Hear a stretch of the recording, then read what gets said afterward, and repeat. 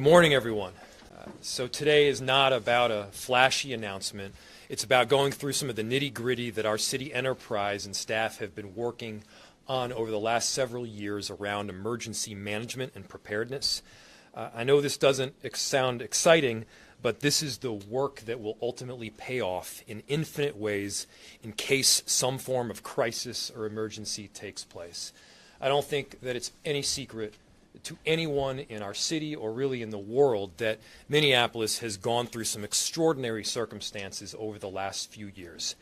And I think it's also very clear that our response lacked to some of these crises and emergencies that we've experienced.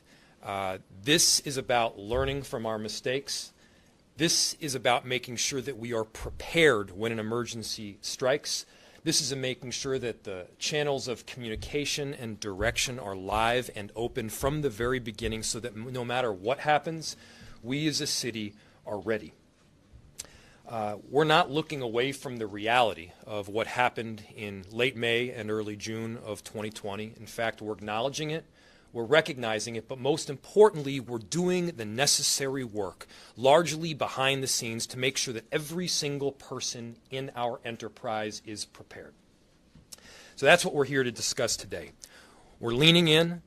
We've been doing the very tough and quiet work over these last several years, and we've recruited in some of the best, if not the best, people and implementing the necessary plans and procedures to face any storm that may come our way.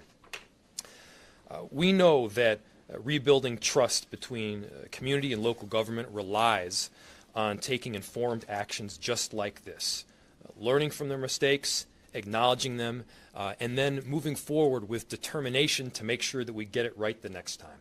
The next time something goes down, we will be prepared as a city. And those solutions, they've come from city leaders and city staff, including those that are here with me today, with Commissioner Alexander in our Office of Community Safety, with Heather Johnston as our Chief Operations Officer, Director Lane, Director Bergstrom, Chief Tyner, and Chief OHara. They're going to speak to some of the specifics in terms of the plans that we've undergone over this past couple of years, but I'll give you some of the highlights as well that you can set up in this timeline. First, in late June or early July of 2020, we immediately began down the road of getting an after-action report conducted. That report and the shape of it was then authorized in February of 2021. We got the report back in, I believe, March of 2022. The work didn't begin once the report itself was issued. A lot of the recommendations had already been being worked on by our city staff. There were 27 recommendations that came through that after-action report. Already 17 of them have been completed. Of the remaining 10, several are in progress, and there are still a couple that remain to be completed and done. Since that point in time, every single department has been working on implementing these recommendations, and our city leaders have been undergoing quarterly reports that have been administered and delivered to the City Council and the Committee of the Whole. I myself, along with our respective department heads and commissioners, have been taking the necessary training so that we are prepared. We want emergency management to be baked into the walls of City Hall. We want this to be muscle memory. When an emergency takes place, of course, it will always be possible, even with the best plans instituted, that our city could be overwhelmed. That being said, we want to make sure that we are as ready as we can be with the staff that we have here at the enterprise, and we've got the right channels in place for collaboration across many different jurisdictions. Overall, the predominant theme of the after-action report is that the cities did not properly and fully use the necessary national incident management systems. That is what we have been training on over these last several years. That is a work ahead as well. Under the direction of Director Lane, we're in the process of a NIMS reset. That's National Incident Management, and he has initiated a robust plan of multi-year projects to address and reset the city's capability to implement NIMS in an enterprise-wide fashion. This has been and will continue to be done through a series of trainings and exercises, and that will ultimately lead to some form of capstone that is anticipated to happen towards the end of 2024. We have applied to the federal government and through FEMA to have this capstone in place in Maryland, where our full city enterprise leadership team can go out, can operate in live simulations, and can better plan for anything that could be happening in the future. And obviously, on an interim basis, we are prepared as well, and Commissioner Alexander is going to tell you what exactly that looks like. So again, the application has gone in.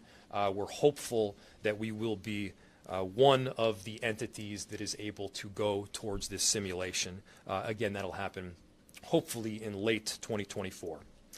There are so many city staff that have been involved in this work and on the city's response. I really appreciate all of their work that they've done to steer this team. I want to thank, again, Heather Johnston, our interim Chief Operation Officer. I want to thank Commissioner Alexander for leading your teams under the Office of Public Safety and Office of Community Safety. I want to thank all of the media here as well, because in terms of the areas where we can improve, it's not limited to safety. In fact, it's not even limited to the city enterprise.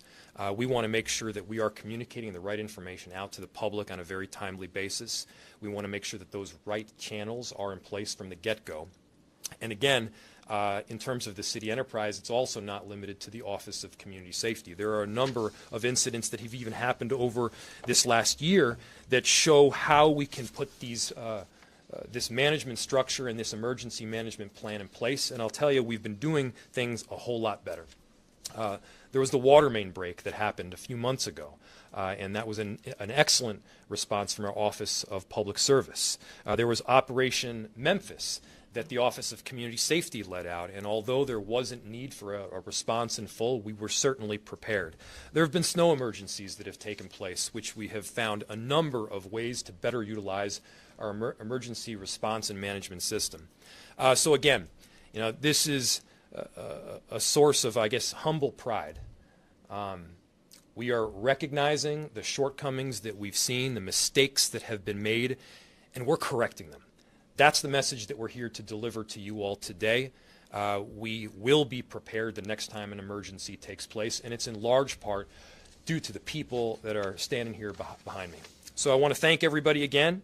I mentioned before, I really want to give another big thank you to Director Bergstrom and Communications, to Chief OHara, and to Chief Tyner, in addition to our commissioners and our Chief Operations Officer. And with that, I want to turn this over to Commissioner Alexander to give you a bit more of a rundown on how this emergency management plan is undergoing. Thank you, Mayor, and good afternoon for being here with us.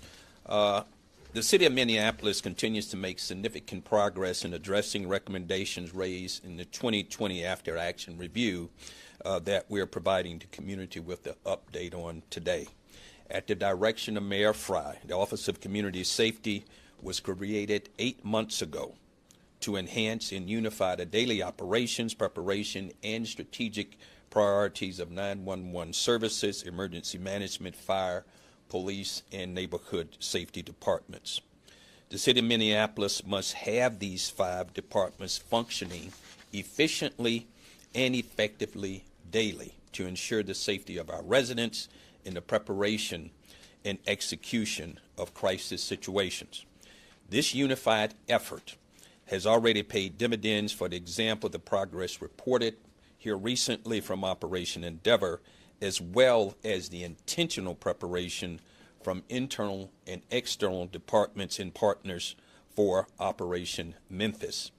I want to commend Director Lane and his team for their leadership in completing a significant portion of this work. Chief OHara and Chief Tyner, I want to thank them for their leadership teams where they have worked diligently to respond to many of the outlined recommendations. For today's presentation, Director Lane will highlight the implementation progress made by the City of Minneapolis. The Office of Community Safety Leaders before you today will be available for questions after this presentation. We know the city of Minneapolis has many challenges before us, but we know today that we're uniquely equipped to be able to meet those challenges, whatever they may be, into this 21st century. So thank you, and I'm going to introduce my friend and colleague, Heather Johnston, who's the interim city operations officer for the city of Minneapolis. Heather? Thank you. When released in March of 2022, we knew this was not a report that could just sit on the shelf. At the mayor's direction, we immediately began a regularly scheduled briefings with the council to ensure that the policymakers and the public knew that we were implementing the recommendations in the report. My colleague, Commissioner Alexander, spoke to the coordination between the departments of the Office of Community Safety. We are doing that same coordination within the Office of Public Service, or OPS. In addition to ensuring that our 17 departments are participating in the emergency management training, the OPS recommendations fall within the areas of public information and communications. The work currently underway includes a review of the city's policies and procedures for the Joint Information System in conjunction with the emergency management, and a robust training curriculum of both online and in-person National Incident Management Systems coursework for the city's public information officers. Since September, the Office of Public Service has been leading work with a crisis communications firm to develop a citywide crisis communications plan. Planning has involved communications teams throughout the city. This planning has included an analysis of past, present, and future enterprise needs that will address crisis communications operational protocols for a variety of response events, including large-scale physical infrastructure failures like the water main break that the mayor mentioned, law enforcement incidents, public health events like COVID-19 pandemic, crises born out of racialized harm like the civil unrest, and financial or reputational crises. With information gathered from our crisis communication planning sessions, we will work together to further align the city's public information and communications emergency operations plan and refine the critical incident communications protocol.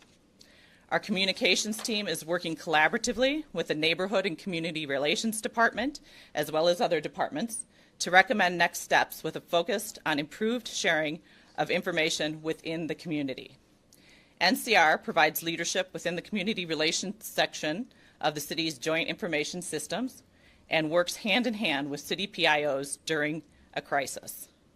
NCR is also working with city departments to evaluate existing community feedback that we have already received from the city's response to the civil unrest. We will be working with the city attorney's office to clarify the guidelines on curfew waivers, to reduce confusion and clearly communicate these guidelines to city staff and the public. As you've heard, improving our responses involve every department in the city enterprise. The clarified lines of authority within the new government structure provides a framework for the city to be set up for success in crisis situations. We look forward to training with our colleagues across the entire city to ensure that we are providing the emergency response that our residents deserve. Thank you. I'm going to turn it over to Director Barrett Lane. Thank you, Ms. Johnson. My name is Barrett Lane. I'm the Director of the Emergency Management Department. Thank you for being here today. A year ago, Mayor Frey tasked me and my department with coordinating the citywide response and improvement plan associated with 27 recommendations in the after-action review that we've been speaking about today. Initially, we've broken that work down into two lines of effort. One line of effort, as you heard talked about before, is this NIMS reset. That's National Incident Management System reset. Part of the National Incident Management System is the Incident Command System, which you've seen referenced throughout the report. So those two things go together when you're thinking about this. Cutting across the report and many of the recommendations was this theme that the mayor mentioned as far as our capability to use those systems to manage complex events. And we determined that the most effective way of addressing that would be to simply retrain, re-exercise, and reinitiate that entire system. And that is what we have done. Over the course of the last year, we have scoped that project. We have found resources to fund it. We have contracted with exercise and training teams, and we have implemented a number of training opportunities already across the enterprise. We will continue to do that throughout 2023 as we move toward that integrated emergency management course that the mayor referenced as the capstone. That will be a federally sponsored course that will take all of the elements of our emergency management program through its paces at that federal level. We hope to hear in May of this year as to whether we're awarded that class or not. If not, we will test ourselves at that level regardless. So rest assured that that capstone is going to happen one way or the other. The other line of effort, since the various recommendations had to do specifically with department improvements and projects, we tasked out those specific projects, recommendations to the responsible departments, and they have been working on that series of projects over the course of the last year. You'll see in the report just two summaries. One is a scorecard on where all of those stand at a very high level. The other thing that you'll see in there is a schedule for the training and exercises that are coming up this year. So those really are as we look forward here, those are the elements that we will be implementing as we go forward with these two lines of effort this year. As mentioned, we've reported quarterly to the Committee of the Whole. The next quarterly report will be next week. We will be bringing this information to the City Council and working with them at that level as well. The one thing I would like to say in conclusion is that I think we can't underestimate the impact that the reorganization and the Office of Community Safety's structure has had on this project. It has accelerated the work. It has made it easier and more comprehensive to perform, and indeed made it easier and accelerated the work of even producing the report. This is a system that's working well as far as making sure that the 5 agencies are working together. But this effort is system-wide, as COO Johnston said. And as a result, one of the things we're doing is requiring every city employee to take basic course in emergency preparedness, continuity of operations, and personal preparedness. It begins at that grassroots level. So we are making progress along those lines, and we will continue to do so as we work toward reestablishing these capabilities for the benefit of the city of Minneapolis. Mr. Mayor? So thank you, Director Lane, and I can't tell you how much we appreciate all of your leadership and organization as we've moved forward with this emergency management plan. Before I open it up to questions, I'll anticipate what could perhaps be the first one, which is what has been the biggest area of improvement and what were the biggest shortcomings. The biggest area of improvement has definitely been the new structure of government that Director Lane mentioned. This allows for a clear executive in our daily operations and a clear legislative council. This allows for a more clear directional authority. This allows for more clear communications to come out on a daily basis. And it gives us a bit of the practice that going into 2020 we did not have. None of us, including myself, were well practiced in a full executive level government because we didn't have one. Now that we have, we've been able to practice simulations, we've been able to study the NIMS system, and we can move forward knowing that regardless of what happens, we will be prepared. And so with that, I'll open it to any questions that you might have. I have one. Yes. What, if any, of what you're talking about has any relevance to the decree, the consent decree that feds are going to come in? Is this parallel? Does that have nothing to do with? So the question was, what if, yes. So it's a fair question, which is, what does this have to do with the potential consent decree that will come through the feds and/or settlement agreement that could come from the state? The first answer is it will not conflict. The consent decree would largely be through our police department specifically and come in the way of reform. This is about emergency management much more broadly than that. There would not be any conflict. In fact, the emergency management plan that we're implementing would follow the federal procedures that have already been laid out. So there's no conflict. Mr. Mayor, any recommendations that you fear you guys haven't met, that your biggest concerns about this report?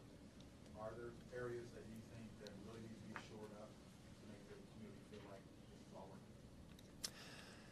Well, there are 27 recommendations in full. Each and every one of those 27 recommendations, I think, are important for us to attack in full. As I mentioned, the area that I feel is both the most important but will also take the longest period of time to instill is this new executive form of government. It's not so simple as simply having the executive and then administering directions. We need to have that new culture baked into the walls of City Hall. We need to have that new culture embedded in muscle memory, and we've had over 100 years worth of a different system. So it's not as if you simply and suddenly shift everything. It does take some time, and we're all learning on that front.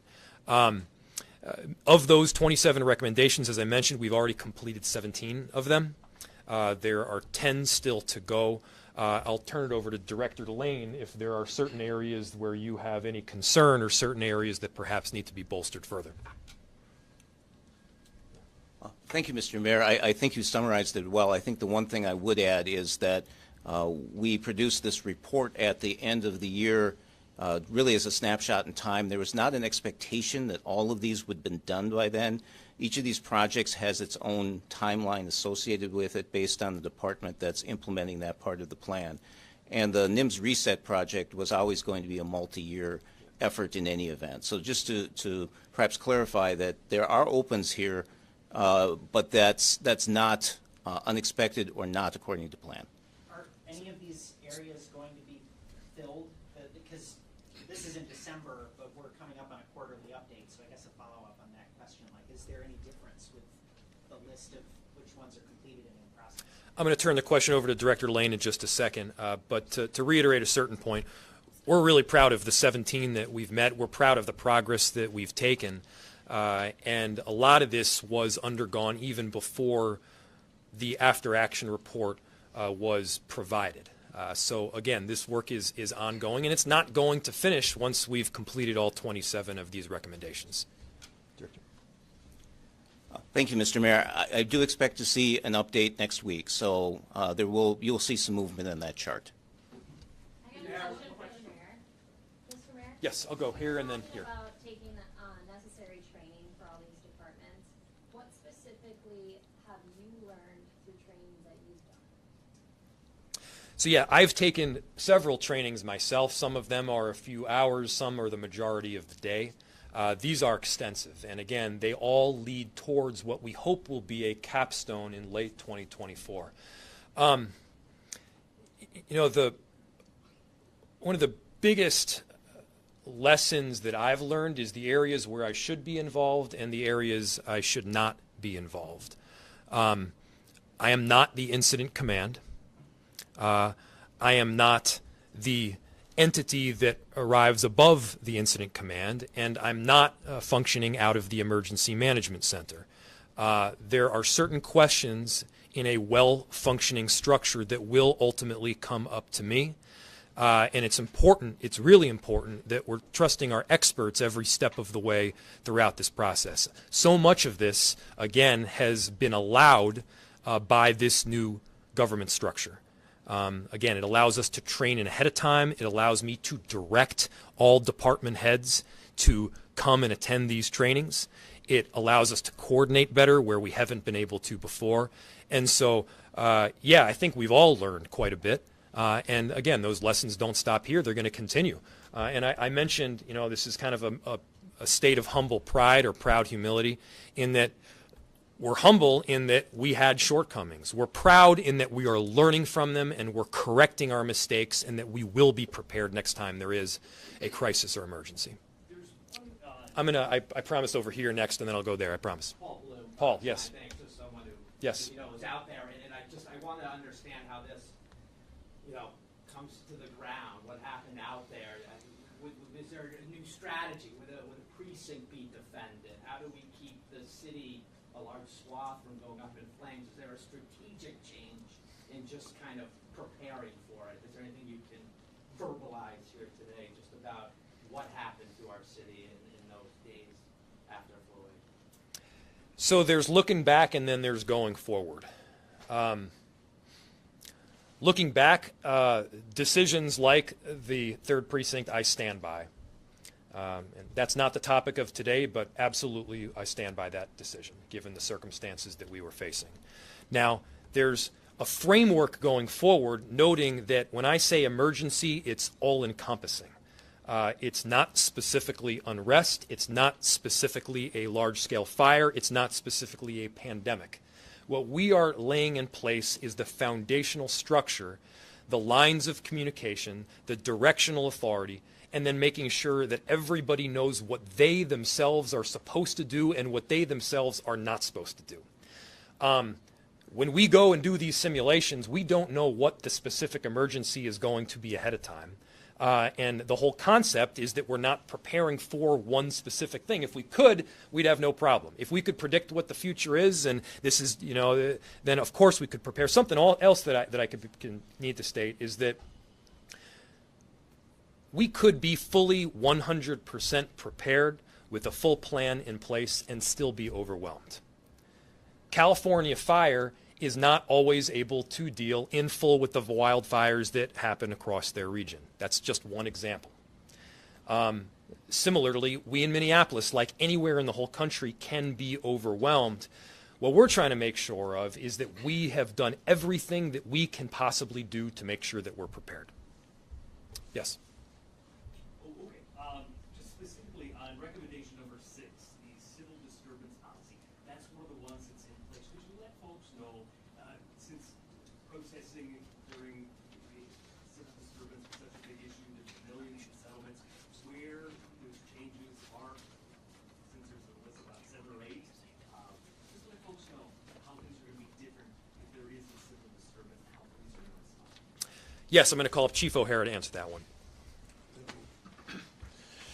Thank you, Mayor. So I think it's very clear to the members of the police department today where we stand as far as protecting people's First Amendment rights and where we stand as far as using force. And that's something that we continue to work on constantly to ensure that that message is received through training and reinforced by supervisors in the field. It's a major part of having accountability. The commissioner mentioned, our preparation for an operation leading up to be prepared for the release of body-worn camera video regarding the death of Tyree Nichols. And as a part of that preparation, I issued, a video message and very clear instructions to all sworn members of the Minneapolis Police that using force is only when it's absolutely necessary. And there are certain requirements that have been made because of the destruction that happened after George Floyd's murder here in regard to, specifically in regard to less lethal uses of force. And I've been very clear to the command staff, to all members of the department, that we will not use force unless absolutely necessary, and that we will ensure that we protect people's First Amendment rights constantly. This isn't something that applies only when there's civil unrest, only when there's a protest, that kind of thing. This is something cops have to deal with every day, especially since there has been so much scrutiny on this police department in particular. And they're doing a good job. There's constantly people challenging them on the street, recording them when they're taking appropriate actions. And I believe the police officers here are doing a good job, but it's a matter of me ensuring constantly that through the chain of command, through our command staff and our supervisors, that they are driving home that message every day in officers' conduct. To that point, Chief. For one more question. Dave. Chief, to that point, let's say you find out tomorrow you get an idea that a protest that was going to be 500 people is going to be, you're starting to hear it's going to be 5,000 people. Mm-hmm. What can people expect to see when they get out there? People who are going out there because they want to protest, they're not planning on lighting fires or anything. Are they going to see guys lined up in riot gear? Are they going to expect that pepper spray may be used? I think people can expect, this is a city that constantly has folks exercising their First Amendment rights, right? So in the event that there is something larger than what is just typical on a daily basis here, I think people can expect to see what they have seen led through the Office of Community Safety, in preparation for video release of Tyree Nichols. I think people here in community know we have been very intentional about engaging with community and keeping people informed about what we are expecting to see and what our posture would be, and engaging community to have them help us on the ground and ensure that the appropriate messages are delivered by community messengers, right? Like to ensure that we will be here to protect everyone and to protect people's First Amendment rights regardless of whatever they are saying, right? But we have to make sure that the goal is, to ensure that people, stay within the bounds of the law, right? We cannot have destruction. We cannot have people threatening violence. We cannot have, that sort of sense of chaos. But we are here to ensure that we will protect people's right to assemble and people's right to protest. But we want to ensure that we're communicating with as many partners as possible and engaging with community to help us deliver that message. Last question?